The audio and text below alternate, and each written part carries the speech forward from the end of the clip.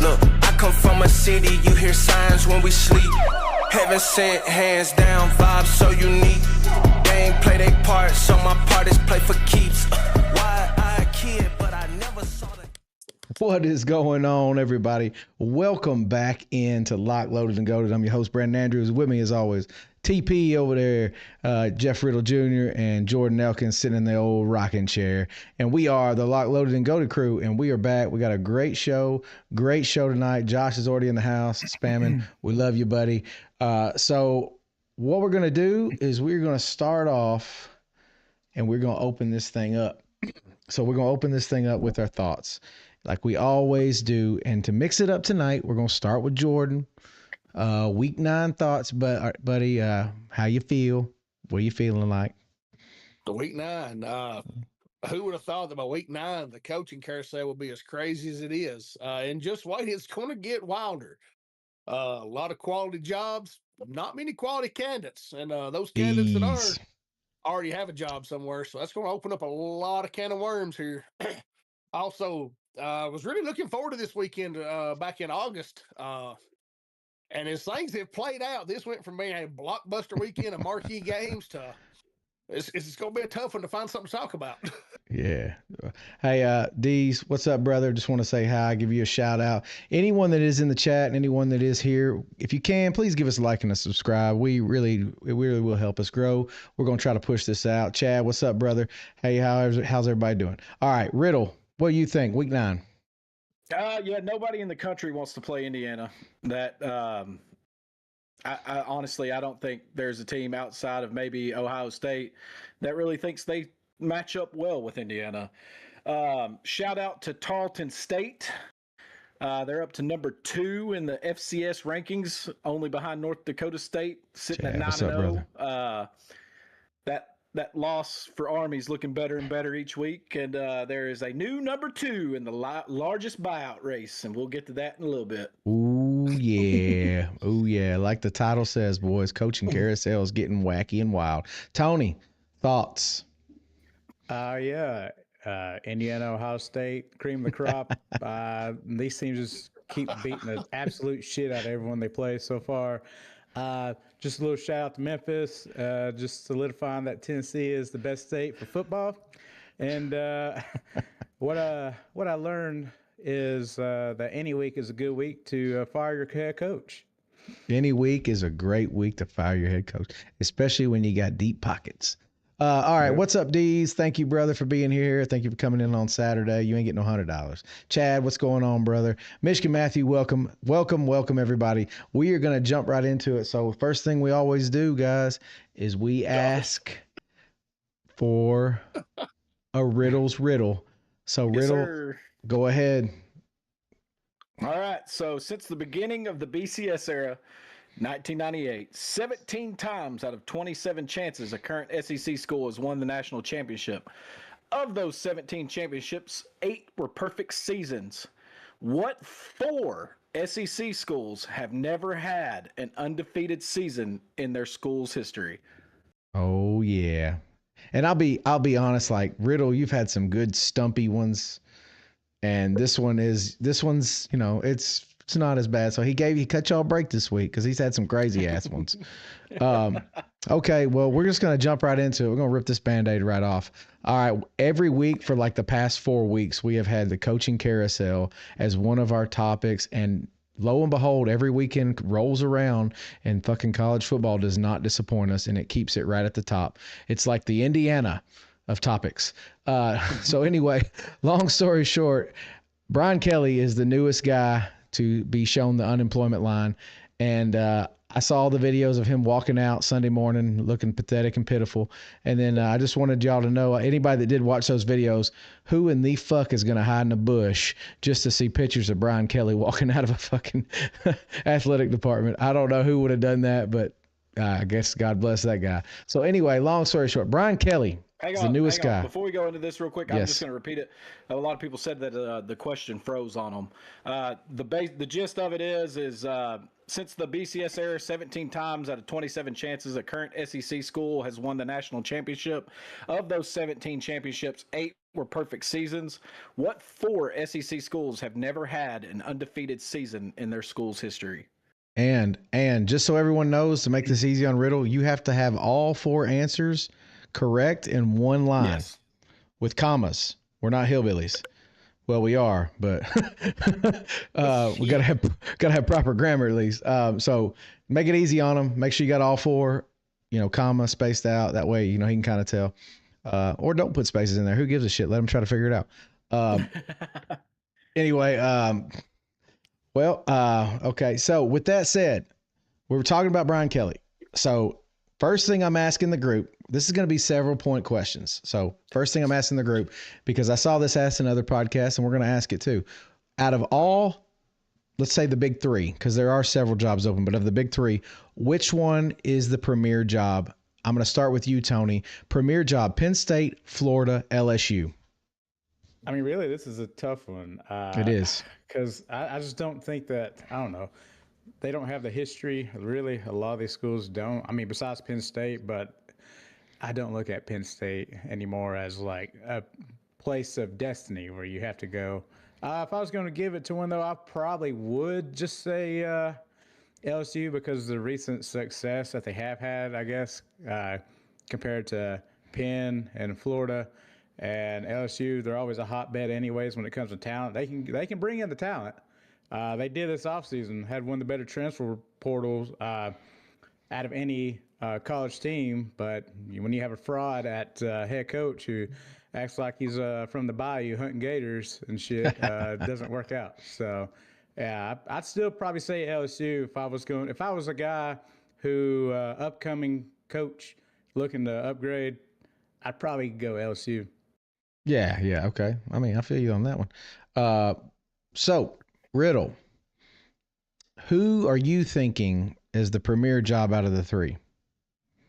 I think you have to go with LSU, and the reason Thank you. is that is one of the most dangerous schools in the conference and in the nation with the right coach. LSU's had 3 permanent coaches before Brian Kelly: Saban, Les Miles, Ed Orgeron. They all won an SEC championship and a national title within the first 4 years of them being there.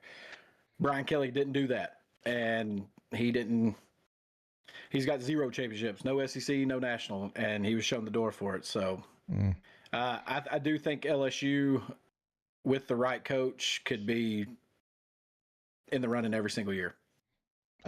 Could be a monster, an absolute monster every single year. But could we not say the same about Florida? The talent pool alone in Florida. I mean, you can go get people out of your backyard and fucking have enough talent to compete. That is true too.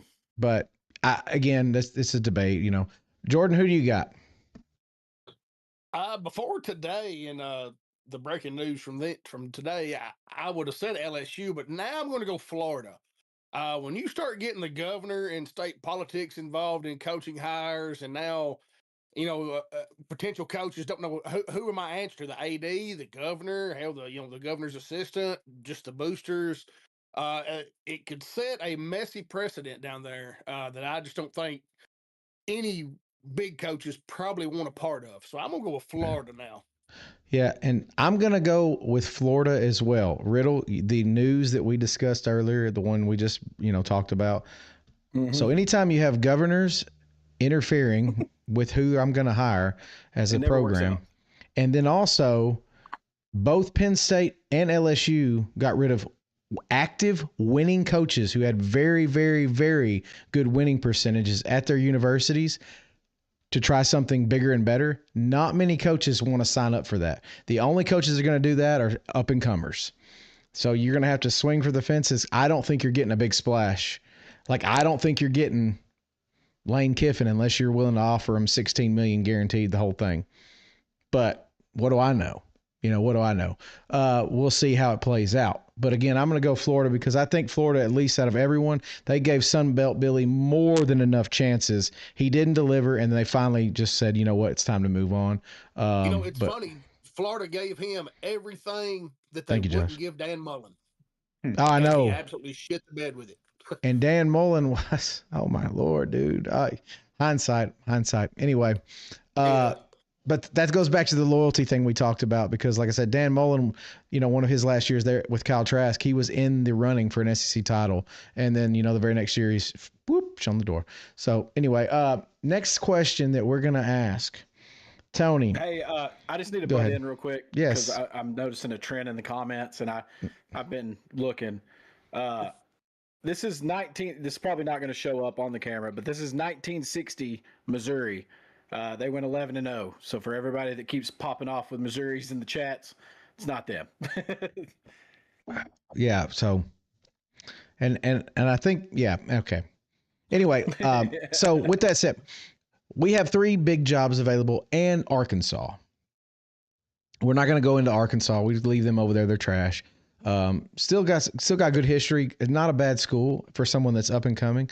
But Tony, what is your prophecy of who is going to get these jobs at these 3 big schools?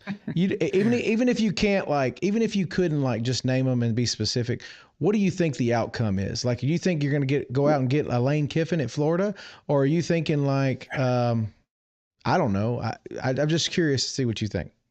I'm honestly not, and we discussed this, but I'm honestly not feeling the big name hire, honestly, to any of these schools. Now, I don't know I know a lot of these schools have deep pockets, but how deep really are their pockets? Are you willing to go and say, get a Kiffin or James Franklin and dish out, I don't know, about Thank you for the follow. $12 million per? And then what if that doesn't work out? Then what? Are you going to stick with them? That's why I feel like a lot of these schools, like Florida, LSU, and Penn, they might just be looking for the next big thing, possible big thing, whether it be a coach from a smaller school or coordinators, Tim Banks, that is probably looking for a head coaching job. Tim Banks. Because, hey, you can start off cheap, right? Start off cheap, and the buyout's not going to be insane. And then if it doesn't work out in a year or 2, cut it loose, fuck it. And then maybe whenever there's, say, another coach, a big name coach that is, coming towards the end of his contract, maybe make it run for someone at that point. But like I said, I don't know how big these pockets are, or these schools, if they're willing to pay, again, say someone like Brian Kelly, his average annual salary again, that at some point you can't keep just overpaying. Thank you for following. What was it that was said? So they're buying out Kelly and it's his staff, right? And then you got to figure all the money into the NIL and all this other shit. I mean, unless people just love to throw money around, I just got a feeling a lot of these schools, I don't think they're going to go big. I don't think that there's much opportunity out there. I think it's going to be some up-and-coming coordinator or some assistant. That's just my feeling on it. I don't see any big movement. Even Lane Kiffin, I know Lane Kiffin's like the guy over probably the last 4 fucking years now to leave Ole Miss. It's a rumor almost every year, but I just don't see it happening. So save Zion. I don't know if I said it right, but facts. There's no way they can just keep trending going in for college football. No, we said this last week. Bottom line is you make one cut, and then you have one more chance to get a good hire, or else you're going to set the program back. So all these teams have used up their one. So now they have to go out and get the right guy, or their program it'll be going in reverse. Riddle, Absolutely. Rule us with some knowledge and go ahead and tell us who the hot up and coming candidates are going to be, because I know you know. You're muted, Riddle. I just think Alex Golish is obviously going to be the biggest name. I think he's destined to go somewhere as soon as this year's over. There's not like Kiss. a ton of home run choices for the coordinators. There are quite a few, and I went over them a couple weeks ago when we did this.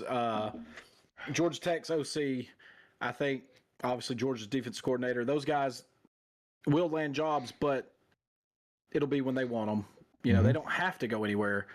So we got Brian Kelly, James Mitchell. Franklin, Billy Napier, Mike Gundy, Sam Pittman, Deshaun Foster, Brent Pry, Trent Bray, Trent Dilfer, and Jay Norwell. they're all out there. They're going to be looking for jobs. I don't What's think up, any Mitch? of those guys have said that they're done coaching. They're going to want to go somewhere else. Thank you for the heart, me. But Jordan's brought up a good point. You know, unless all these schools just swap the coaches that they've fired, there's not enough premier level coaches for the premier jobs that are coming open. That's true. I think Tony is right. I think teams are going to go a cheaper route. I think they're going to give somebody a chance. Not all of them. There's going to be your LSUs and your Floridas. They're going to want a home run hire, somebody that can come in and be successful immediately. But you know, some of these other schools, your UCLA's, maybe even Penn State, Oklahoma State, those guys, I would expect to see some coordinators go. And Jeff Traylor down there in Texas, I still think he will go somewhere. He can go. I think he's comfortable where he's at, but he could go wherever he wants to. But I think he'll get a bigger job one day. But yeah, I think Tony's onto something there. I think a lot of these teams, with the money that they've spent on these buyouts, which is over $169 million just this year, I think some coordinators will get their chances, because I mean, this is going to be a historical coaching carousel by the time it's over. So I think so too. I have a few names that I'm going to hold off, because I do agree Golish is one name that should be very high on people's lists. But Jordan, give me your take on it. What do you think is going to happen? Well, first off, Cody, no, they won't have to pay any buyout for anybody that wants to take Franklin or Brian Kelly. I don't know how much of Kelly's is guaranteed. Franklin's buyout will be offset the money Penn State owes him based on his new job, whether that be broadcasting or on air. On the other part, as I said before, like I said, there's a lot of big jobs out here. There's going to be some very disappointed fan bases when the dust settles on this. There's probably going to be somebody pop out that nobody here's mentioning, nobody anywhere's mentioning, that will make a name for himself. There's just too many opportunities on the board right now for everything to be an abstract failure. But I say Golish, the OC at Oregon. I know Jeff hates when I say this, but you know, Schumann. There's a lot of coordinators that are probably ready to make that jump when they feel the job is right for them. Go ahead, honey. Anyway, so bottom line is that's he's right. So what I'm wondering is, and Savion, he brought up another one. We haven't even talked about UCLA being an opening. I don't consider that a premier job, but it is a Big Ten job that is open. It is a Big Ten school. And the right hire could be a huge splash. Like Golish, I could see Golish having a lot of success. His offense is bred for less talented teams to be able to compete against big names.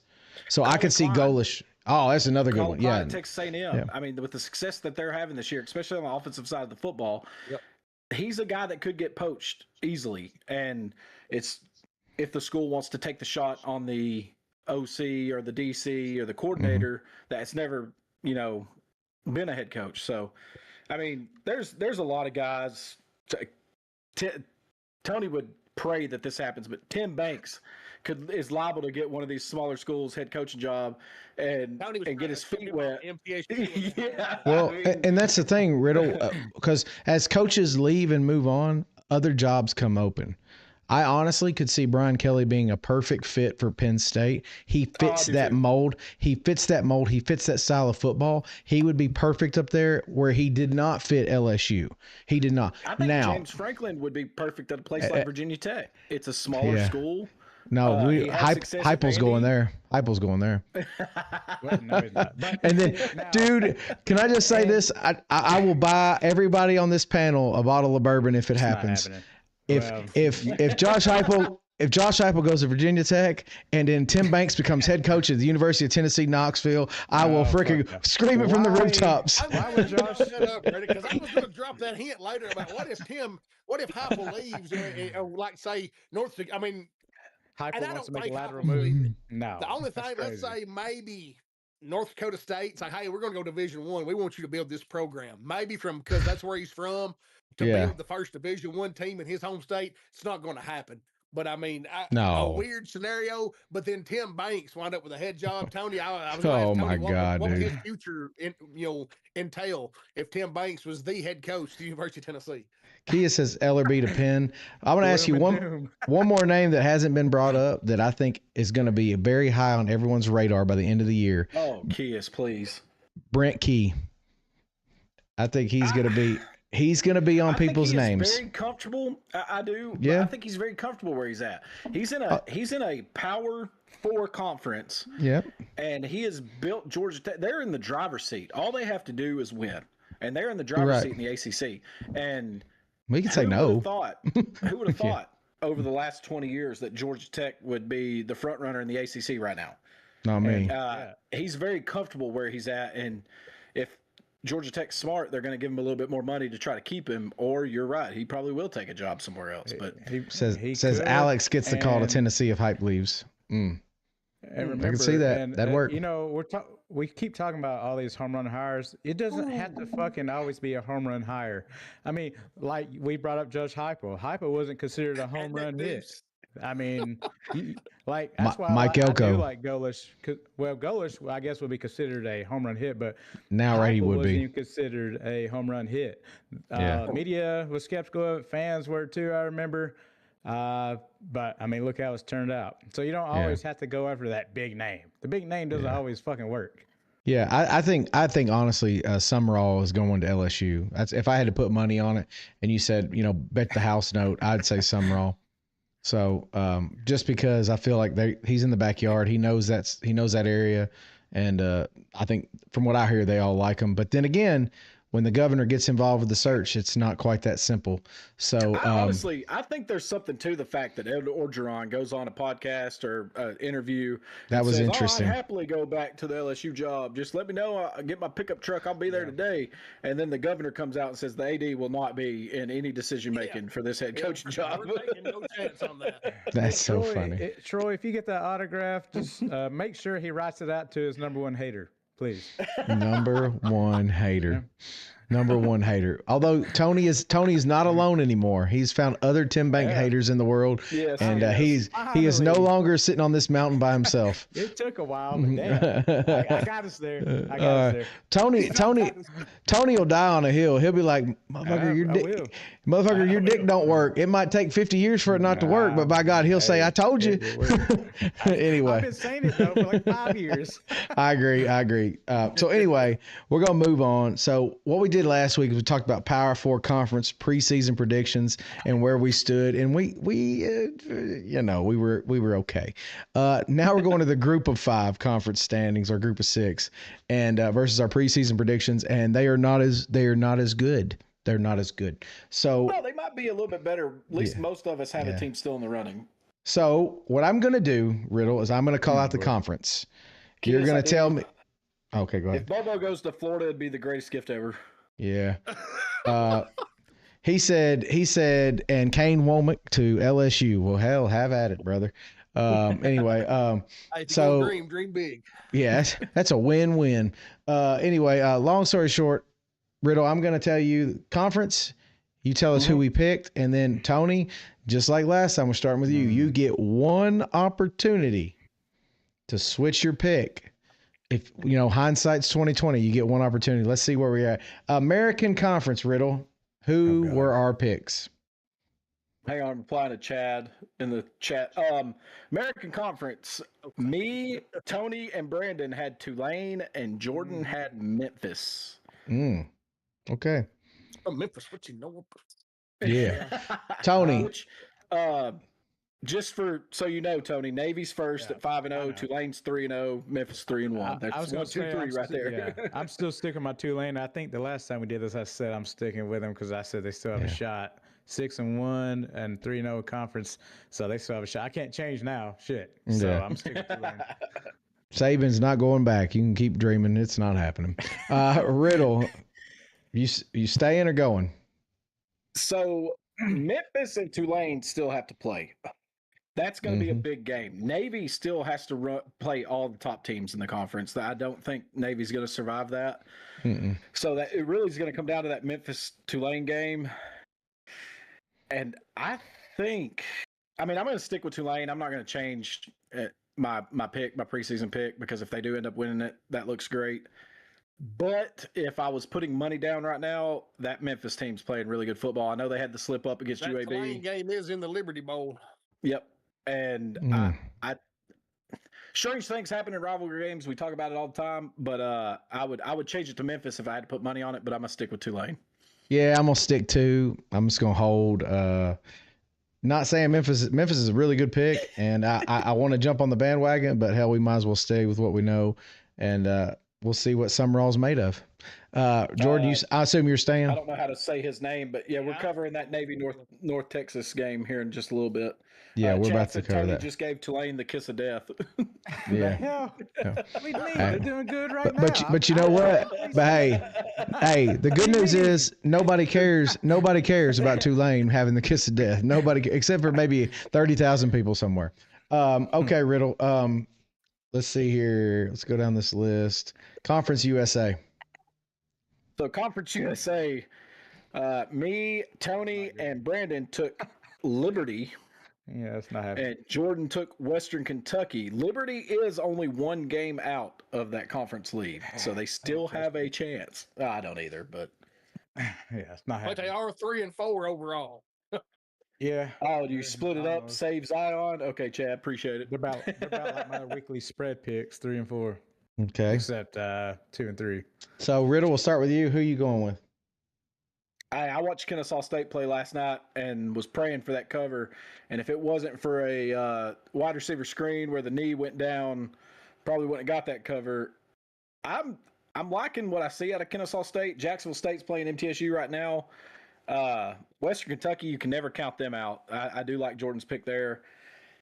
Again, this is one of those, I'll take my L. If they don't get it, I'll stick with Liberty. They are just a game back, but I do not trust them. They got Kennesaw State, Jacksonville State, Western Kentucky, and Missouri State ahead of them. And I think all 4 of those teams have a better chance to win that conference than Liberty does. But I'll stick with Liberty and take my L. Tony, who you got? I would probably switch to Western Kentucky if I had to. Yeah. All right, so I took. I'm not sticking with Liberty. Fuck that. I'm not going that down noise with the ship with you. I was actually going to switch it up to Western Kentucky. No, Okay. not allowed. Not allowed. I can't jump on. I can't piggyback. Nah, I'm just fucking with you. You don't want me to. You can't on this one. You can't on this one, Tony. There's another team y'all are forgetting about in this conference, though. Oh, there. That's who I'm going. State. I'm switching mine up to Jacksonville State. That's who I am. Hell, I'm going with MTSU tonight. 7 to MTSU. Yeah, I was about to say they got to win tonight. Well, hell, I'm not. Third quarter. Yeah. Oh shit. Well, damn. Something They, happens you know. when people go to Murfreesboro and they're supposed to win. I don't get I it. know. I'm telling you, just because it's a rainy, cold night, man, weird shit happens. Well, on you know what? rainy, cold Then fuck it. I'm going. I'm not going MTSU because they suck. I'll just jump on the bandwagon and I'll go Western Kentucky too. I think MTSU is actually second to last right now. They have one conference win. It's their only win. Of They the have season. zero conference okay. win. But there's somebody. They're else 1-6. Sam Houston's 0-4. Yeah. Okay. Yeah. There you go. They're both winless. So, MTSU terrible. looking to get that first conference win tonight against a big dog in the conference. Good Lord Jesus, help me. All right. Yeah. Okay. All right. We're going to the MAC. The MAC. Riddle. I thought you. I picked preseason Western Kentucky. I'm going to ride with him just because that's been my pony the whole time. But watch out for this Kennesaw State Owls team in that conference. They are a sneaky good team. They've lost 2 games this year. One was at Indiana. The other was by 1 point to a sneaky good Wake Forest squad. Yeah. Watch out for Kennesaw State. That defense last night defense special team scored the first 16 points of the game for them. Yep. I mean, they really get after it. That Jerry Mack in his first season there should be up for National Coach of the Year with the turnaround he's done on that team that was 2-10 a year ago. They're bowl eligible. Their schedule though is first time ever. Their Conference USA schedule on the back half is very tough. They have some big games coming up. They do. They're going but to earn it. But I mean, all the big teams do. pretty good All the big team. teams do. Kennesaw State still plays Jacksonville State, Missouri State, and Liberty. So Yeah. it's gonna be a big. got the top teams left. But hey, good for them though. Good for them. I mean, I'm excited. I apologize for that, Jordan. All right, Mac Riddle. Who do we have? Do what? The MAC. The MAC. Yep. And the MAC. Again, we had three the same, and then Jordan. Me, you, and Tony had Toledo, and Jordan had Buffalo. And Toledo is already eliminated. So this is the one where we don't have a dog in the hunt, but Jordan sure as hell does. Well, they're not.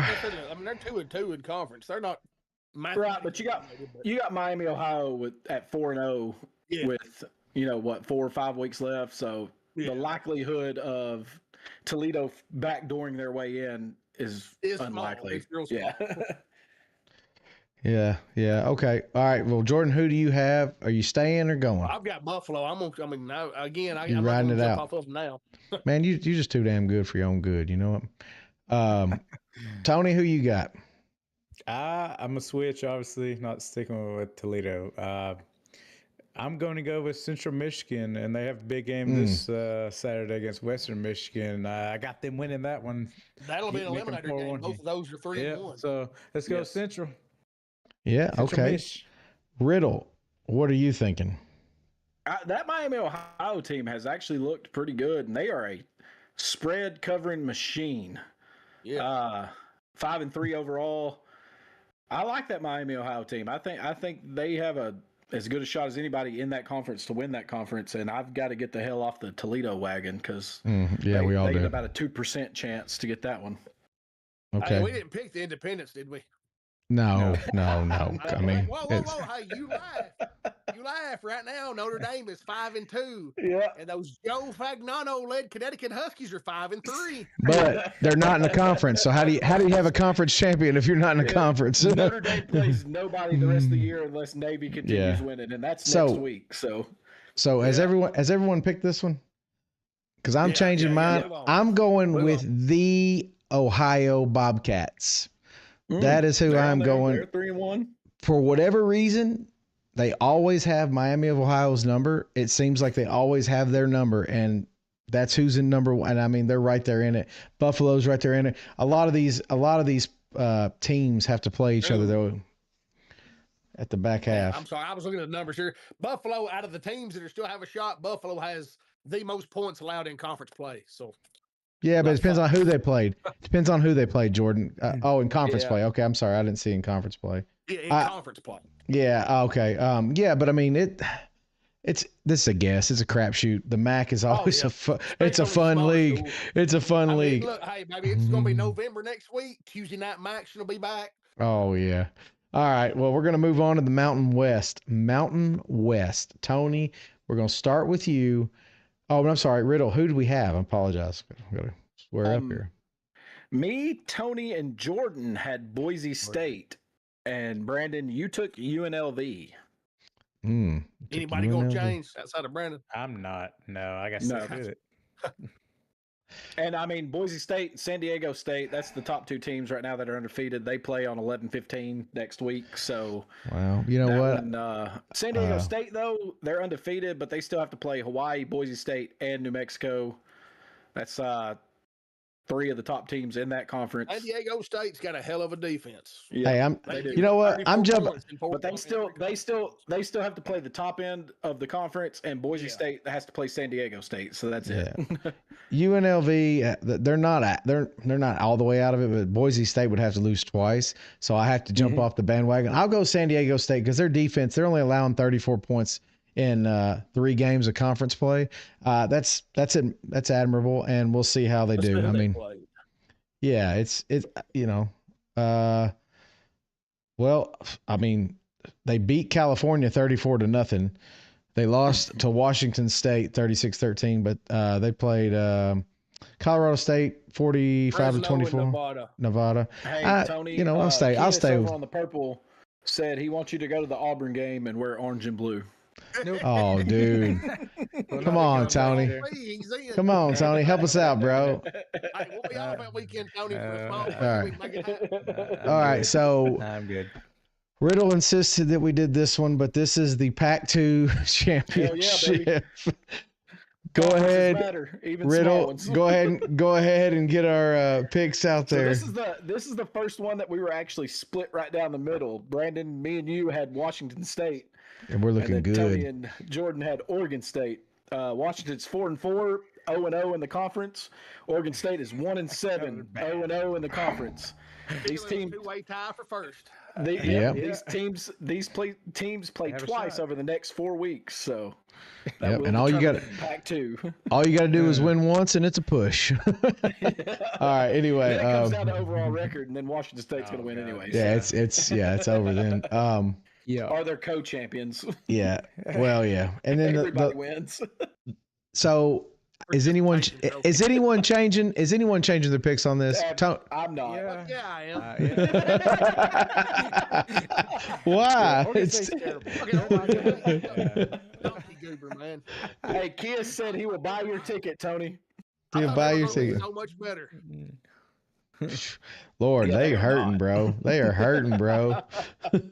They are hurting. Both teams are on a 1-game win streak. Oh my God. Maybe Brian Kelly do wonders out there in the Pac-2. He might. Hell, and you ain't got to pay him much, because LSU will negotiate the rest of it. Right. All right, last one, but certainly not least. Sunbelt. Riddle. Who do we have?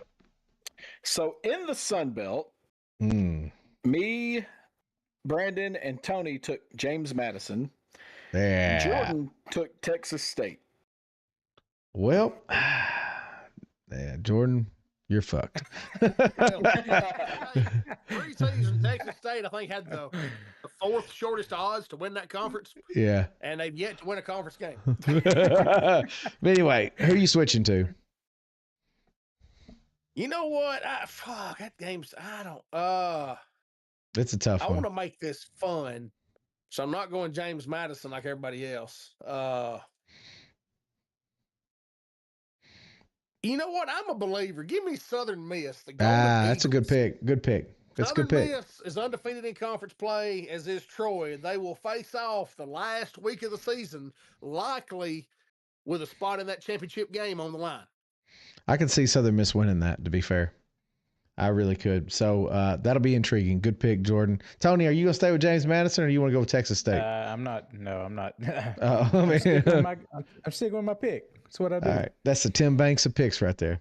Anyway, good job, buddy.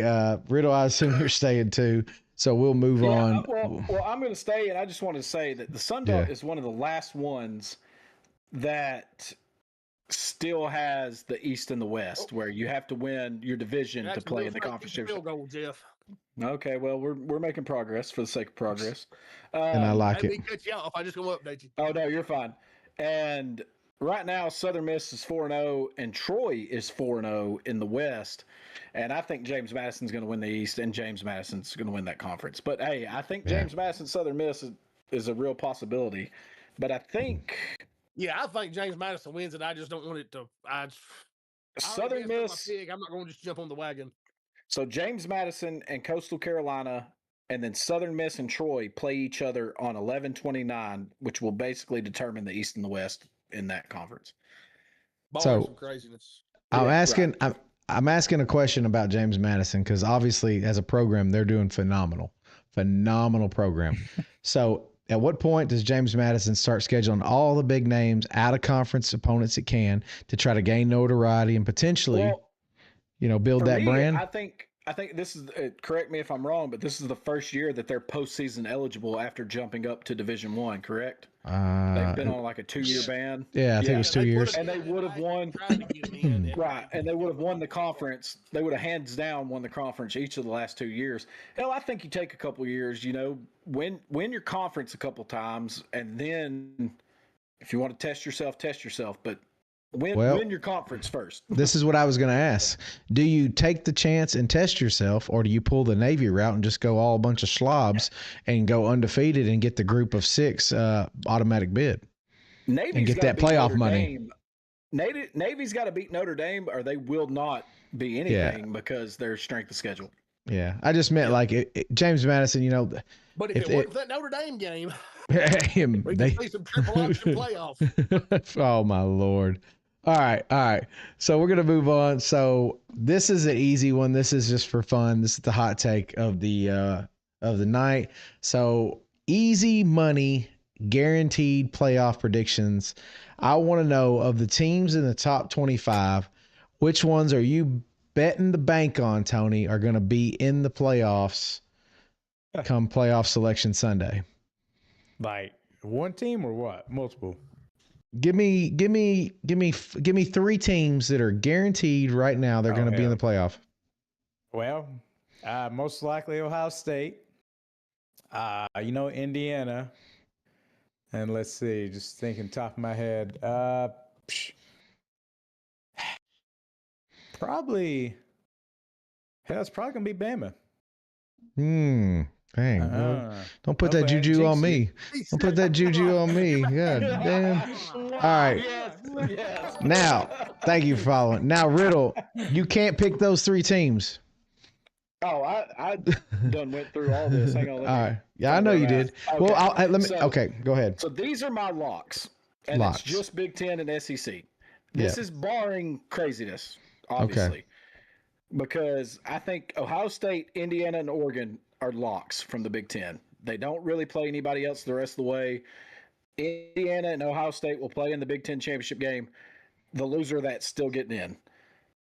In the SEC, barring craziness, A&M, Alabama, Georgia, and Ole Miss, I think, are locks. Because even if Georgia loses to Georgia Tech, they still aren't going to play in the SEC championship game. They're still going to the playoff with 2 losses. In the ACC, I think I want to see this first poll from the playoff committee. I want to see if they follow the AP poll or if they go their own route. Because Georgia Tech's getting crucified for their strength of schedule, but you can't fault teams for their conference opponents and playing in a weak conference. They're winning all their games, and they still got to play Georgia. And if they beat Georgia, nobody needs to doubt them anymore. So I got Georgia Tech, Miami, Louisville, and Virginia in the hunt. 2 of those teams will probably get in from the ACC. In the Big 12, you got BYU, Texas Tech, Cincinnati that's in the hunt. And in the SEC, saying that these 2 teams went out to this game, the winner of Vanderbilt and Tennessee will go to the playoffs. Ooh. Told you, Tony. He's coming to wipe his balls. I done told you. He's not going to coming. SEC play. SEC play. You could have Tennessee and Vanderbilt in a playoff eliminator on Thanksgiving weekend. That'd be crazy. I truly believe that, because if you look at the way that teams are judged, and that's why I said this first ranking from the playoff committee is going to be super important to see how they're evaluating teams. Yes, Tennessee's defense is suspect. Yes, Tony will I think he stays at Ole Miss. And scream and cuss until he's blue in the face about Tim Banks and that defense. And they do give up a lot of yards and a lot of points. But their 2 losses right now are to the number 4 and number 5 teams in the nation. So we got if we're going to judge teams based on good losses, they got 2 of the best losses in the nation. Now, Notre Dame's up there too. And 2 best losses in the nation. What is AP Miami right now? 9, I think. They're 8? 10. So their 2 losses are to top 10 teams. Yeah. That's why they are where they are. Yeah. So you can't penalize Tennessee for losing to the 4 and 5 teams if you're rewarding Notre Dame for losing to the 10 and 3 team. So our 4, I don't know where. I don't pay attention to the AP anymore. I follow my own rankings, but Well, so I do think Vanderbilt, Tennessee will be a playoff eliminator as long as those 2 teams win out. Vanderbilt's going to have to win this weekend. They have to. Tennessee's going to have to win this weekend. Yeah. Plain and simple. Yeah. Yes. It's gonna be big, monumental football. Jordan, what do you got? Give me some locks. Don't go with the old. Give me something fresh. I mean, I don't know where to go after Jeff. He's well, just don't pick the Big Ten teams. Give me teams outside the Big Ten. 7 locks, okay? Give me teams. How many locks do you think there is? I mean, we're still a few weeks out. Well, okay, so if we're being honest, I think Notre Dame's a lock. I think they're a lock. I think they're in the playoffs. Looking at their schedule, Notre Dame brand out. I know. So I think they're a lock, with 2 losses. and that is what it is. So I think Texas A&M. Like I say, barring some craziness, I think A&M is a lock to be in the playoffs this year, which is going to be kind of funny. They paid Jimbo all that money to win something, never won shit, and then 2 years in, Mike Elko's going to have him in the playoffs. Possibly with an SEC championship. They still have a lot in front of them. Yeah. I think Oregon. I mean, they don't have anybody else the rest of the way. No, they're dead. Yeah, they're going to be in. Give me what about Big 12? What about Big 12? Do we all agree that one team from the Big 12 gets in? Yeah, that's max. I mean, that's max. Champion. Hold on. It depends, There's a lot of teams up there hanging around. You got BYU that's undefeated, Texas Tech at 7-1, and Cincinnati at 7-1. Yeah. Now, if those teams win out, the tiebreaker comes into play. BYU's let's say BYU goes undefeated, they're obviously in. But Houston if you've got a 7-1. Texas Tech or a Cincinnati that didn't get to play in their conference games, same thing like Penn State last year. They didn't, or not last year, but year before, they get in because they didn't play in the Big Ten championship game. It's those things like Georgia. If Georgia wins out and Alabama wins out, Georgia doesn't have to play the SEC championship game. They're definitely getting in. It's going to be beneficial to them not playing in that game. And that's the era of football we're in, because some of these teams that are right there on the fringe aren't going to have to play a conference championship game, and they will get in, whereas usually both teams that make the conference championship game will still have to get in, but they have to play that extra game. But you saw what you saw what they did. If you go in and you lose, unless you get boat raced, I think you're still in the playoff. I just think that unless you get boat raced, they're not going to penalize you. I don't think that they will.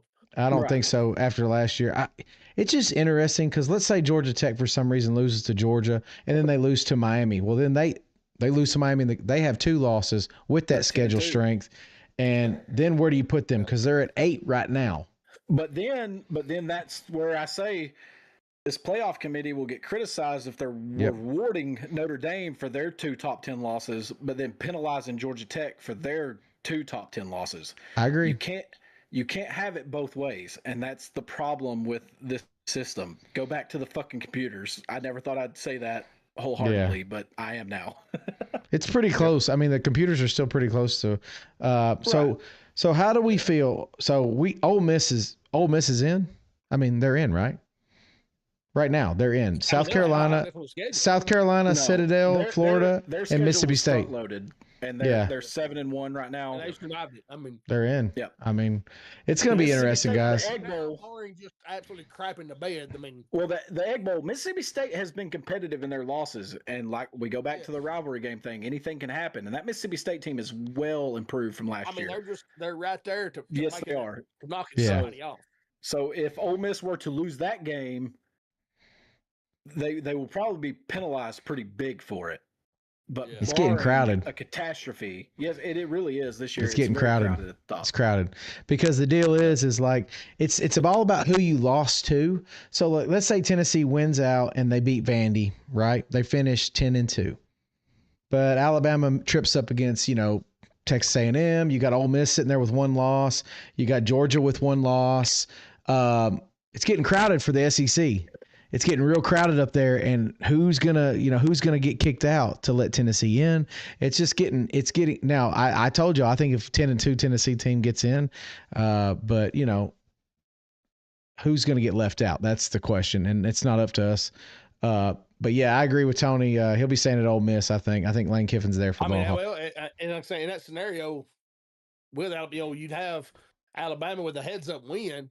Yeah, but then at that point, how bad does that Florida State loss look at that point in the season? So here's my thing. I just want to interject with my rankings. I have Notre Dame. Right. I have Notre Dame at 17 in my rankings, right behind Oklahoma and Tennessee. And Oklahoma and Tennessee play this week. That'll work itself out. I'm not going to sit there like the AP poll and just give them 12th ranking because of their brand and who they are. That's not how I'm rating these teams, and I don't have Notre Dame as a playoff team. That's why I didn't have them in my locks. And we'll see how it goes. If Notre Dame wins out, they're 10-2, and their 2 losses are to the ACC champion and the SEC champion, saying everybody wins out. Yeah. Then They probably should be in. They probably should be in. Right. And we'll see how that goes, because a lot of people in front of them are going to lose. But right now, they're 17th in my rankings. Yeah, the problem is, though, is Riddle, and we live in reality, and you know this, like Jordan said, the brand will not be left out. Unless, absolutely not. Unless something crazy happens, and the crazy things happen in college football. So with 10 wins, there ain't. We'll hold out hope. So moving on, we got our top 25 marquee matchups, and we are going to start with a game that, you know, we consider it marquee because it's going to decide or help decide a conference reshaping here. So we're going to start, Tony, with you.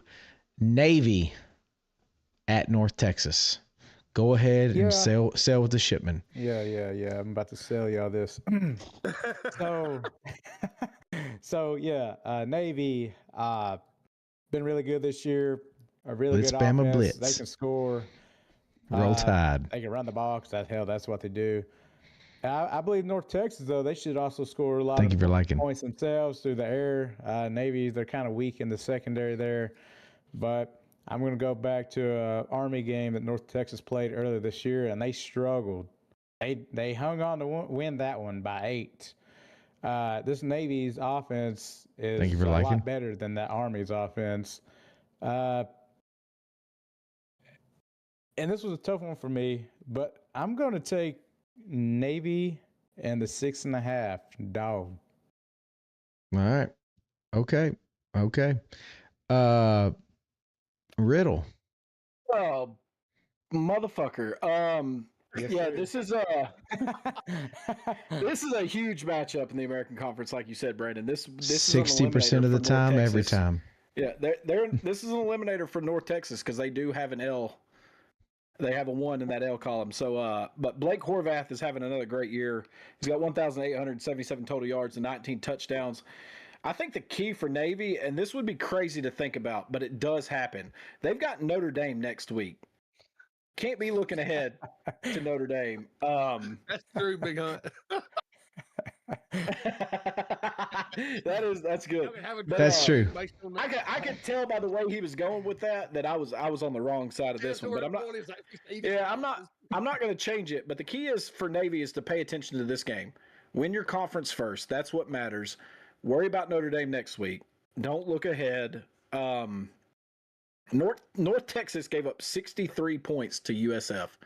That's a big deal. Navy's gonna score. I'm not gonna say they win outright, but I do have Navy plus the 6.5. Good. Stay over there with him. All right, Jordan. Yeah, Notre Dame on deck next week is a bad look ahead spot. On the road at North Texas. Give me the Mean Green minus 6.5. God damn it, give them to me too. Like I said, but North Texas will score more. And if I'm gonna tell you this, if you learn one thing, you know science doesn't lie. Your mama might lie to you, Tony Pardo might lie to you, but God dang it, numbers don't lie. And if you fade Tony, you win 60% of the time every time. So before we move on, for the chat and the ones in here across the platforms, Brandon scientifically and on purpose faded Tony in every game last week and had a winning record. Yay! And I was 1-4 the week before. So using this, hit or miss. Using this or using this guy. Or if you're on TikTok, this guy over here, hey man, sometimes you got to go with, go with this.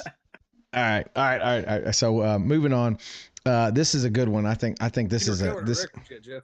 Oh, okay. I'm sorry. Go ahead. Please go ahead. We can do Thank you for sharing. Thank you for following Bama Chick. Jordan, you're in first, 28 and 23.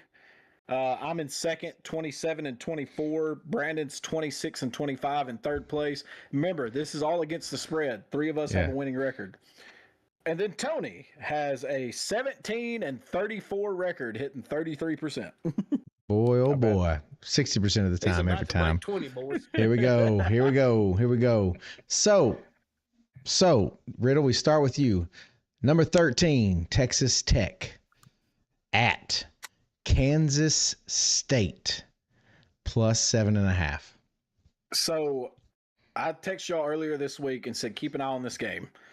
And the reason being is Texas Tech's QB situation is starting to get a little shaky. I know they said Baron Morton's expected to play. He's good. Their coach came out and said that he would have been able to play last week if they needed him. But then Will Hammond tore his ACL, and Morton still didn't come into the game. They went to Mitch Griffiths, the third-string quarterback. That's true. I know that they're downplaying it, but it's something to keep an eye on because if they lose Morton again, if they try to rush him back and he re-aggravates that injury or something else, God forbid that happen, but something else happens, they're down to their third-string quarterback. Kansas State has bounced back the last couple of weeks after a very disappointing start. They beat TCU and Kansas, and they boat raced them both. Kansas State has nothing to lose, and teams that have nothing to lose are dangerous because all they have left for the season is to play spoiler. I'm going to take Texas Tech -7.5 because Morton is playing, but this is a game to keep an eye on.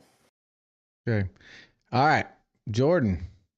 Yeah, Kansas State starting to hit their stride. It's almost like they're pulling a Kansas from last year when Kansas got out so bad and then went 5-1 down the stretch. I love this K-State team before the year. I still don't hate them. They played terribly in Ireland in a damn hayfield, and it just never really recovered from that. But that being said, give me Avery Johnson and the Wildcats plus 7.5. That's a good pick. Tony, who you got, brother? That is a good pick. Hell, because I'm taking K-State as well. Come on, Tony. I'll carry you to victory, baby. Riddle touched on it. Talk about the quarterback injuries. There's something going on there. I don't think he's healthy. At some point, you'll probably see third-string quarterback come in. K-State, Jordan said, been playing some really good ball the last several weeks. Parlays. And I'm not saying that they're going to win. They could, though. I mean, I wouldn't be shocked. But, hell, I'm going to take Kansas State in the 7.5. Well, Tony, that makes me feel great because I'm taking Texas Tech, and I'm going to tell you why. It had nothing to do. It had nothing to do with anything because I was uncertain about the quarterback too. And then I saw the press conference of those two linebackers. One of them sitting there with a Riley Green mustache, looked like Sam Elliott back in the when he was 20. And then the other one had a cowboy hat on. If those motherfuckers ain't out there putting in work for you, I don't know who is. I'm going Texas Tech just from the swag alone.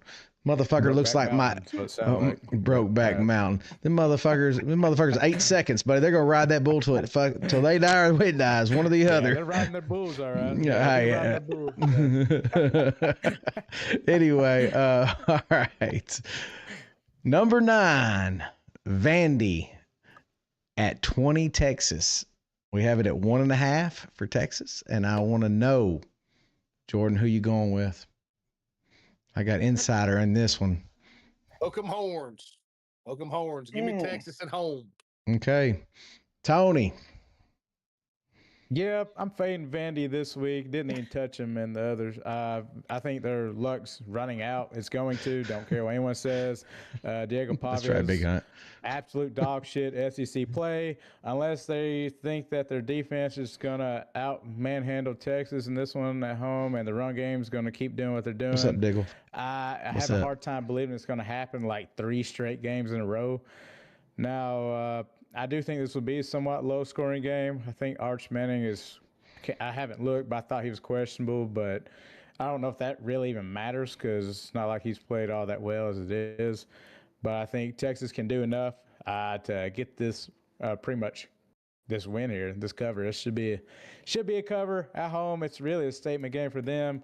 And like I said, Diego Pavia, most overrated college player in college football. You heard of For the Boys. This is almost a for the brand game. If Texas drops this game after almost crapping the bed against Mississippi State, Sarkisian shopping for a job won't be because he wants to be in the NFL. It's because he needs a job somewhere. Just not Tennessee, please. Don't want you. Don't want to. Hey, the dude can call an offense. I'm telling you right now, he called the best offense Alabama's ever had. But anyway, all right, go ahead, Riddle. Didn't work for him in Houston. Yeah, Vanderbilt continues finding ways to get the job done. And it's time to give them the respect that they're deserved They're 2-0 all time on game day now. And Diego Pavia is creeping up that Heisman list. He's got 2,156 total yards and 20 touchdowns. Texas did have a big win against Oklahoma, but then struggled and had overtime wins against 2-5 Kentucky and 4-4 Mississippi State. Arch Manning, keep an eye on that. That is a big deal for this weekend. He is still in concussion protocol. He has not practiced yet. He is very questionable for this weekend's game. I'm a believer in Clark Lee. I'm a believer in the Commodores. I'm not a believer in Texas in that offense. I'm taking Vanderbilt plus 1.5. I have. Can we go back to last year and just give Nico the Heisman if that's the case?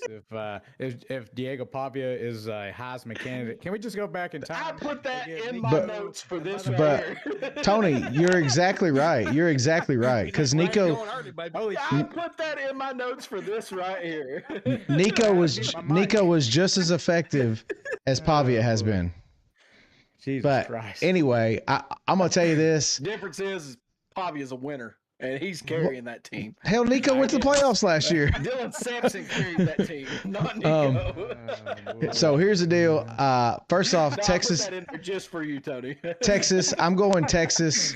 And the reason I'm going Texas is because the quarterback that came in for Arch Manning last week, he runs that offense just as well, if not better, than Arch Manning did. He came in and he threw a touchdown very easily when everyone else struggled. Like all them Texas fans from the last couple of years is screaming Arch when Quinn Ewers was obviously the better option. Arch is not available, so you're going to have to go with whoever you got. And the bottom line is I think if this kid was that much better than Arch, he'd be playing every week. I don't think he's better. I don't think he's better than Arch. I think he's just he's got it. And I think he'll be fine. And I think Arch is up here, guys.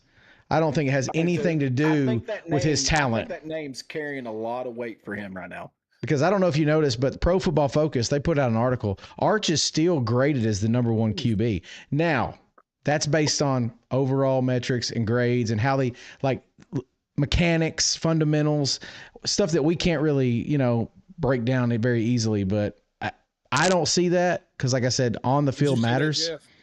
On the field matters. What is it? 4 on their own 30. Oh God. Desperation setting in already. Yeah, anyway, fucking Murfreesboro. It's 17. It's a 3-point game with 9 minutes to play. MTSU has just went for it. 4th and 4 on their own 30 with fucking 9 minutes to go in the game in a 3-point ball game. Damn, I knew I should have picked Jacksonville State. I knew I should have put Jacksonville State. MTSU has never disappointed me on fucking up a damn win. Anyway, yeah, so let's move on to the big game of the weekend, and this is Oklahoma at number 14. Well, yeah, I mean, but Oklahoma at 14 Tennessee. For our podcast is the big one. Right. So let me go first because you're going first. You're going first. Tony's going last. Y'all are the Tennessee fans. I'm not gonna overdo it on this one. This is what I have. I don't think Napier is 100%. I don't think this Oklahoma defense is as good as advertised after further research. I don't think this Oklahoma team gets to 9 wins on the year. Tennessee has too many weapons. Tennessee scores too many points. Tennessee is at home. I'm taking Tennessee minus 2.5. 15-yard penalty on Jacksonville State. All you needed to know. All you need to know was Tennessee's at home, and that'd be a L for Oklahoma. I'll just go ahead and go since I'm not in. That 2.5 point spread, that's too small. SEC home get you 3 points. I've got Tennessee easily. I don't think it's me. The only thing that scares me is that fucking Tennessee chose to do dark mode this weekend. But I still got Tennessee minus 2.5. I'm just going to tell you, yeah, that dark mode, that's for fucking candy asses and fucking cake salesmen. Anybody that needs that bullshit, you just take the shit to the house. That's what that's the shit MTSU does, Tony. That's the shit MTSU does, put on dark jerseys. Oh, touchdown, touchdown or first down? Touchdown. Touchdown Blue Raiders. Jeff might know ball just popped in the chat. Just so all right. Anyway, Jordan, you're up. Damn. Yeah, I mean, this is going to be a get-right game for John Napier. If you're ever going to get right, this defense is where it's going to happen at. The biggest thing, Oklahoma's down 5 offensive linemen total. They're going to be thin up front. That might give this Tennessee front a chance to put some pressure on Napier, if they can put him off the spot, Tennessee wins this in a rout. If Napier can play back to his pre-surgery form, I still think Tennessee outscores them, but they'll still cover 2.5. Give me like a 45-38 Tennessee victory. Now, Oklahoma can run the football. That's one thing that, like, we can't stop it. You told me Tennessee was struggling. I mean, Alabama doesn't run the ball. We know that now, but, like, bottom line is Oklahoma can. So, Tony, everybody you're gets up. a 200-yard spot from us. The key, though, and Tony hates hearing this, and Brandon brought this up a couple weeks ago, Tennessee forces turnovers. Oh, God. Just as good as anybody in the nation. They give up a lot of yards. They give up a lot of points. But turnovers are huge in games. Well, you know and what? turnovers when they get pressed. And exactly. Riddle, when you score on average at like 2-minute drives, guess what? You're on the field a fucking lot. Don't want to hear it. Yeah, because last year they weren't fucking scoring, period. And guess what? Defense did their fucking best in the games they lost. And guess what? They got wore the fuck out. So I don't want to hear it. I don't want to hear it. Score fucking points. Defense, do your fucking job. But anyways. What's up, Tyler? I like A&M, Tyler. I told y'all Tony be like Cartman in that commercial. Yeah, save it for the poor, Tony. Tony, just make your pick and save it for the poor. I like A&M. I like the way they look. I like the way they've played to this point. They get past Texas. That's all they got to do. Texas is their big hurdle, and it has been for a long, long time. That's their middle block. Yeah. All right. So Tony, make your pick. Don't give away anything for the poor. We need the poor to be legendary.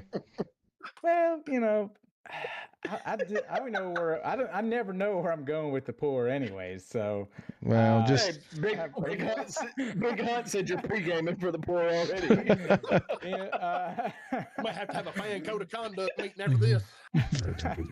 So yeah, fuck it. I'm confident in this game. I like this. Tennessee doesn't lose at I like home unless this. it's against Georgia. Yeah. You Come on. like it, all right.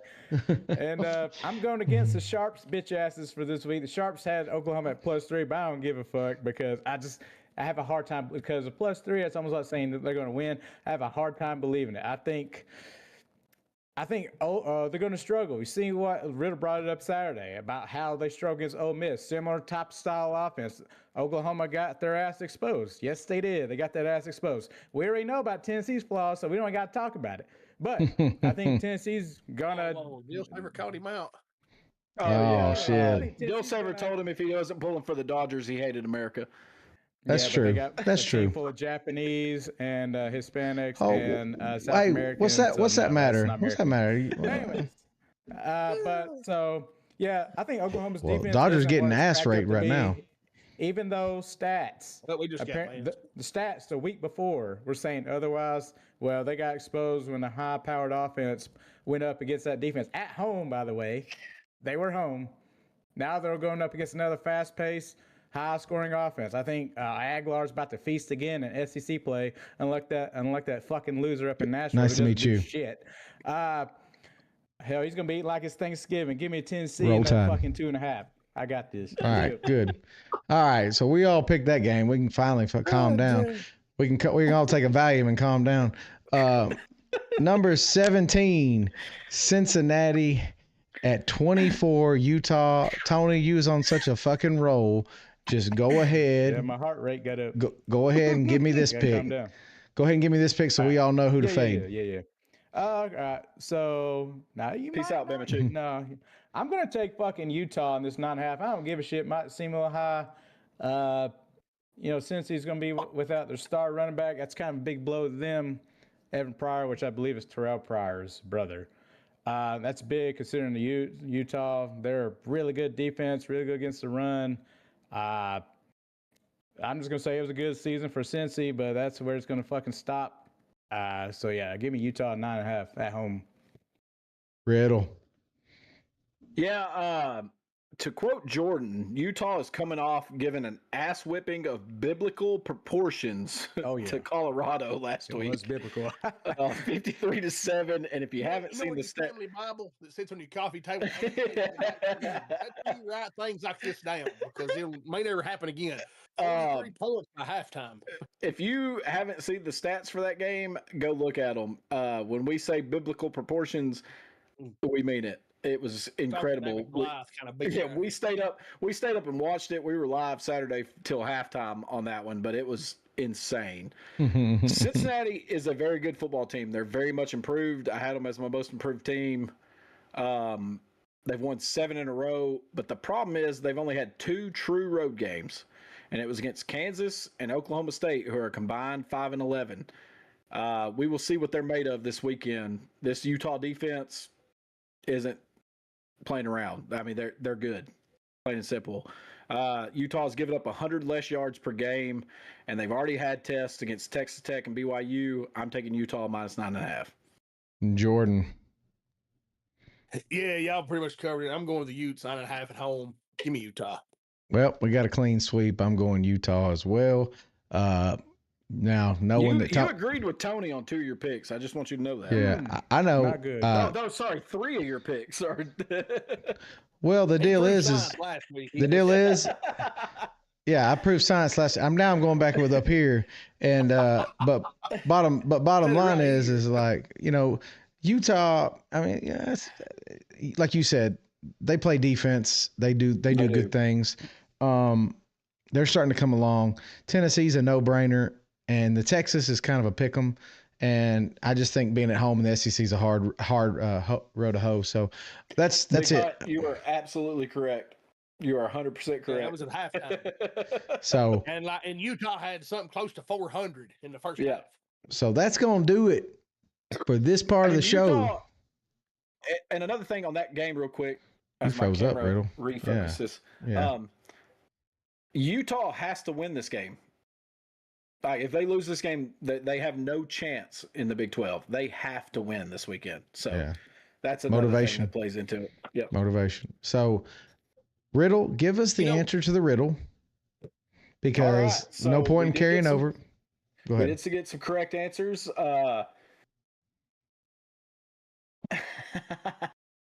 No, Chad.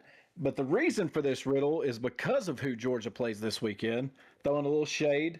The answer to the riddle is Florida, Vanderbilt, Mississippi State, and South Carolina. Those are the 4 teams that have never had a perfect season in their school's history. We did get some right answers. D's obviously coming in with 3 points to hold down his position in first place. Josh got 2 points. Big Hunt got a point. I gave Troy a point too because everybody was struggling with it. So we had 4 correct answers tonight. Show them 2 of the items that we will be sending in the packet.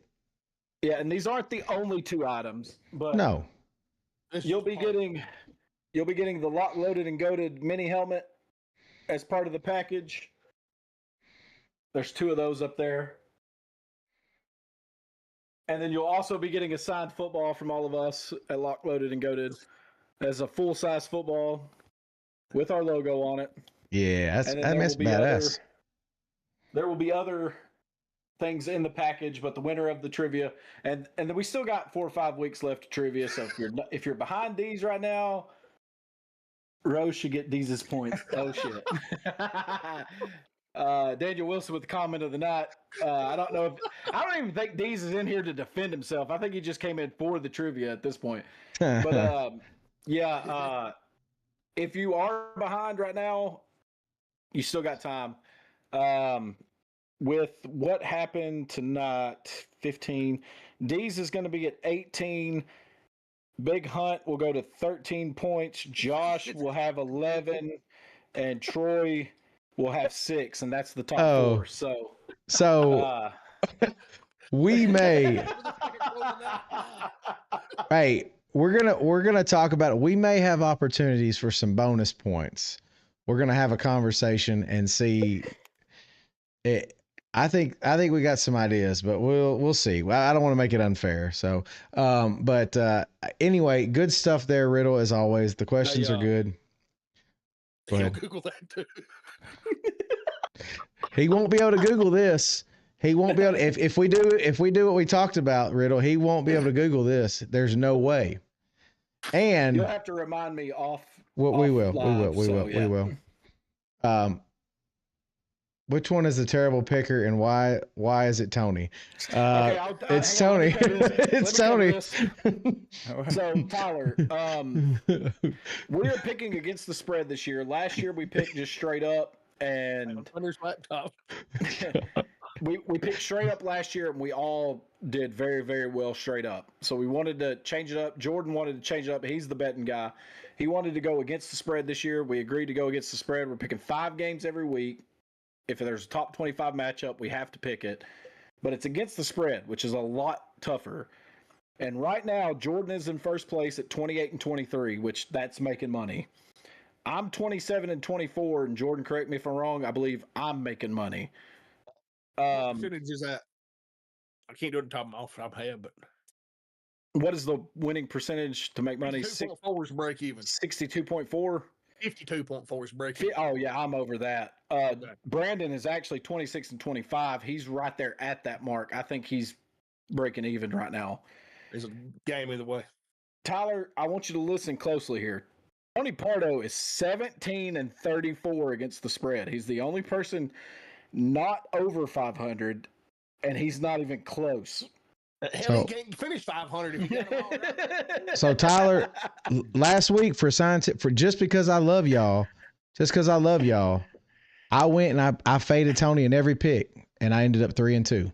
So Yeah. I'm making you money, and Tony's making you money. All you gotta do is pick opposite of him. We're giving y'all this for free. So All right, it's time to put the babies to sleep. It's time to get to the part of the night where we all have to sit down and enjoy a little pour and let somebody just go off and rant about some bullshit that nobody cares about. We call this Pardo's Pour. This is the time for Pardo to unleash all them emotional quibbles that he's got built up over the week. Let out all that anger and frustration Deal Saver caused you, boy. Don't let him do it to you. Get it all out in the open. So now y'all are right here, ready to go for Pardo's Pour. Yeah.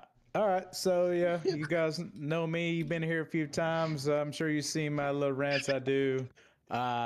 This little pour is brought to you by Jack Daniel's Single Barrel. It's a new heritage bottle of toasted. Oh God! Right here. that's a good bottle. That's a good That- bottle. It is. That's probably the comment of the night. I'm drinking. Let's just talk about what we're drinking tonight. Tony said what it's brought by. I'm doing Horse Soldier. Brandon, what are you drinking? I'm drinking Benchmark Bonded. Okay. If you've never heard of Horse Soldier, I'm gonna do a little plug right here for Horse Soldier. Their proceeds go to veterans, active military, and all that.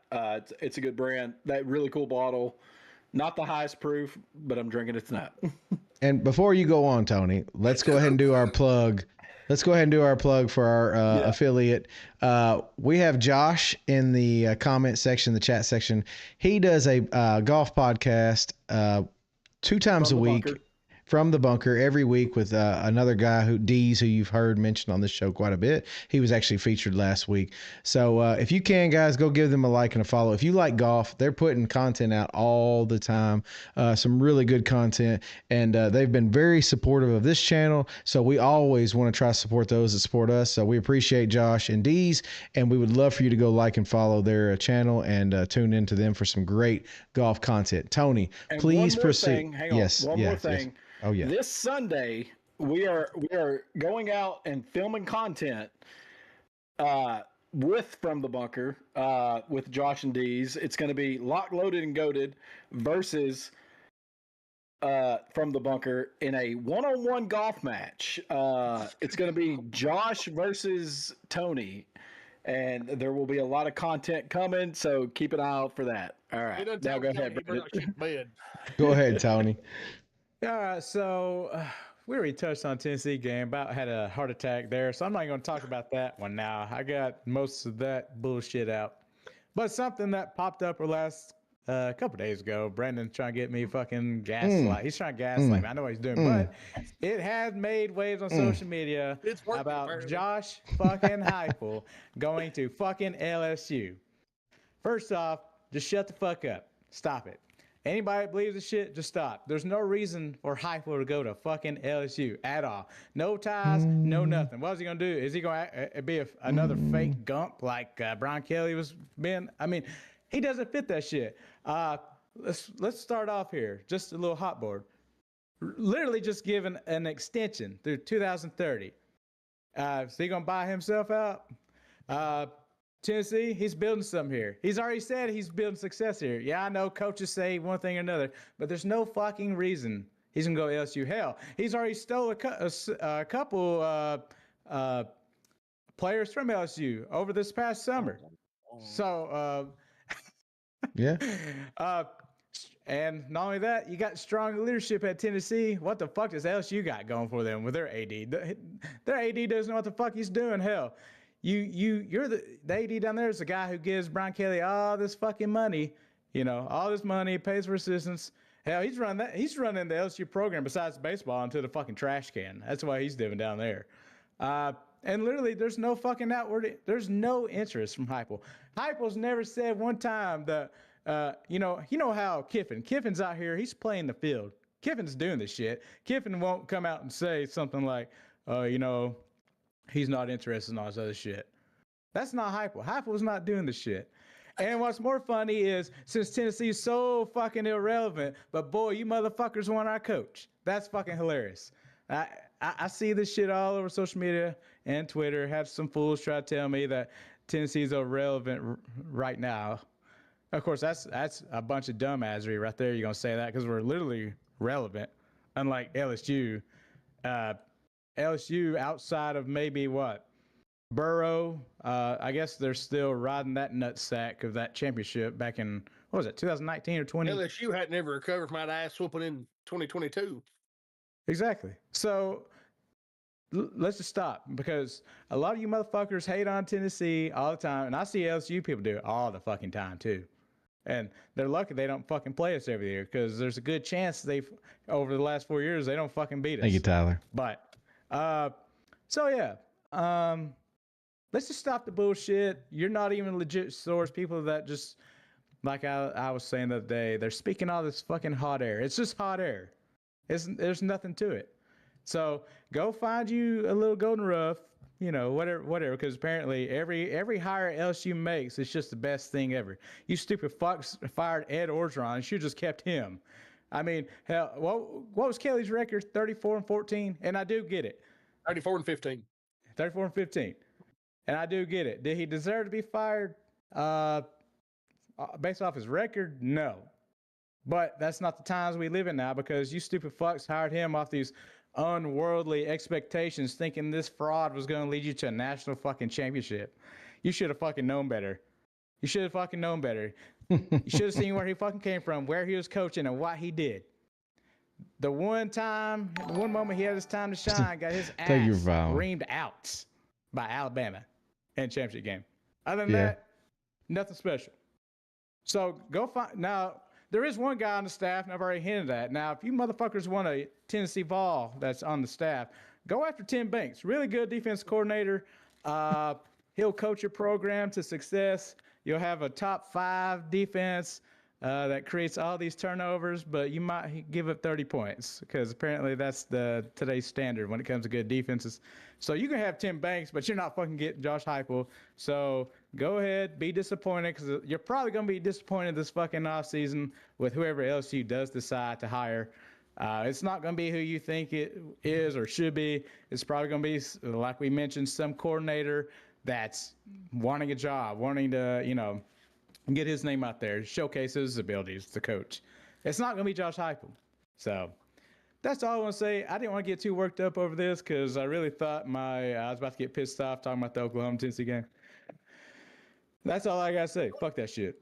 Heupel ain't fucking logo for the win. Y'all don't want our fucking trash. Y'all don't want our trash. Get away from our trash. Stay away from our trash. Y'all don't want it. LSU is the funniest thing ever.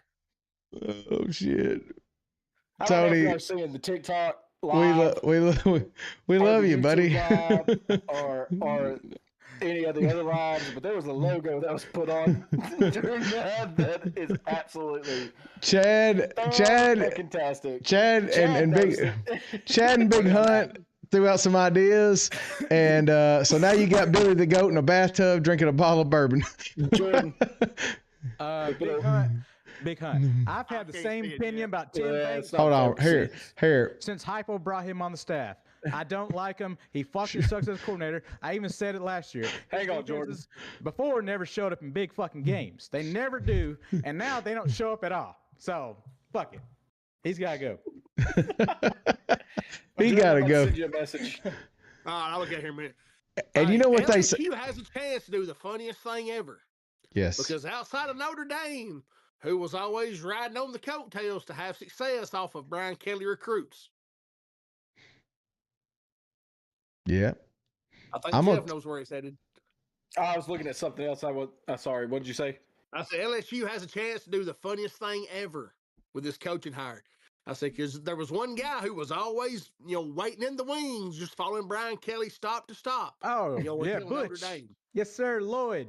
Lord Lau, my bad. Lloyd Jones. Lloyd Lau. Baby. Hey, them or Florida. Hey. Brick by brick by brick. Where them champions alive. Looking good, baby. So, Arkansas State looking good. The deal is down in Florida or LSU. We got our money. Thank you, Tyler. We got our money. We got our money on this because this is what we think's going to happen. We think Hypo's going to go somewhere. They think somebody's going to throw the bank at him. And Tim Banks is going to become the next head coach. And Tony is going to throw a toaster in the bathtub with him. Football. Y'all may lose your cash cow on the pig. I mean, we can't have this happen. Hey, we found our diamond rough. Since we're technically still in the Pardo Sports segment, I just want to throw this out there. Yeah. Last year was the first time Vandy and Texas played since 1928.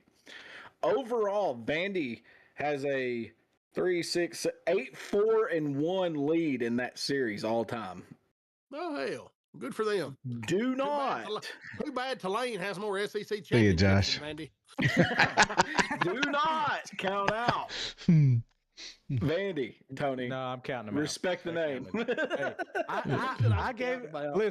I rode them motherfuckers last 2 weeks, but I'm not doing it this week. Big Hunt. I'm not doing it. I seen Pavia not do shit. They can't keep escaping like that by Pavia not doing anything in SEC play. Big Hunt. Dog shit. He's not a Heisman fan. I have been to Tony's house. He has a Butch Jones trash can sitting right behind his computer. So you just go ahead.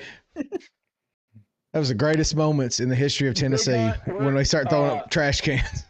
So Christmas is coming. I'm gonna get Tony a Tennessee flag to put back there with his Titans and Braves one. That way he represents a little bit of college football on this podcast. Y'all know Tony did pick the horns. Josh, I'll be ready. Like I said, I'll be ready. Bogus for days. Let's go. All Tyler, right. yes, Tony did pick the Longhorns. I was the only person that went with Vanderbilt this week. Yep, someone about to be very sad. So, here we go. When Pavia lays another egg, and then that run game gets shut down, and they don't do fucking So, shit. Thank y'all. Thank you guys, everyone out there, for a great night. We had about 14, 15 people Appreciate you, Tyler. all night. It has been absolutely fantastic. Appreciate the commentary, the feedback. We love chatting with you guys, doing the show, kind of going back and forth. We love it. Thank you, Tyler. Thank you, Josh. Thank you, Big Hunt. Thank you, every one of you. D's. Thank you, Chad. Every single person that's been in here, keeping it. Y'all make this thing possible, and we want you to know we really do appreciate you. If you are watching, lurking in the wings, and you're just not sure, go ahead and hit the like and subscribe button. It don't cost you no damn money. Come on, and just come on back. We need the feedback. We love the love, and we just want to keep on letting this train roll. So with that said, we are live on TikTok, YouTube, Twitch, and Kick. So we got 4 platforms to watch us on. And I will say, I'm gonna give you a plug for the Twitch and the YouTube. YouTube and Twitch, the quality is superb. Riddle can attest to that. It's way better than TikTok.